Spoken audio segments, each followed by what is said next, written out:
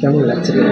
Actually খুবই খুশি লাগছে এবং গর্বিত এবং সম্মানিত মনে হচ্ছে যে শিলিগুড়ি মেয়রের হাত থেকে ফেলিসিটেশন নেওয়া আর এই এক্সামটা ক্র্যাক করতে পারার ফলে আমি আমার ফ্রেন্ডস অ্যান্ড ফ্যামিলি সবাই খুব খুশি। এরপরে কি টার্গেট রয়েছে? এরপরে তো আমি এই এক্সামের থ্রু দিয়ে যে জবটা হয় সেটাই জয়েন করবো, জিওলজিক্যাল সার্ভে অফ ইন্ডিয়া। এখন সেটার মধ্যে ডিফারেন্ট ধরনের কাজ রয়েছে, তো আমি ফার্স্টে গিয়ে দেখতে চাই যে কোন কাজটাতে আমি ওখানটাতে ইন্টারেস্ট পাচ্ছি। আচ্ছা, যারা এই সমস্ত পড়াশোনার প্রিপারেশন নিচ্ছে তাদেরকে কি টিপস দিতে চাই? টিপস বলতে এই এক্সামগুলো যেগুলো হয় সেগুলো খুবই লেন্দি প্রসেস, যদি দেখেন সেই প্রিলিমস হোক, মেন্স বা ইন্টারভিউ।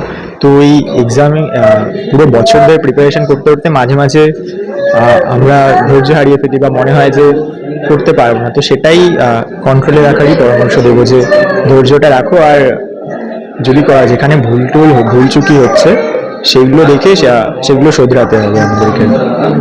জয়দীপ রায় ও ইউপিএসসি জিও সায়েন্টিস্ট এক্সামে অল ইন্ডিয়া ফার্স্ট হয়েছে, র্যাঙ্ক করেছে। শিলিগুড়ি বয়েজ স্কুলের ছাত্র। পরবর্তীকালে ও যাদবপুরে পড়াশোনা করেছে এবং বম্বে আইআইটি থেকে ও পড়াশুনো করেছে। এরকম একজন কৃতি এবং অল ইন্ডিয়া ফার্স্ট র্যাঙ্ক করেছে।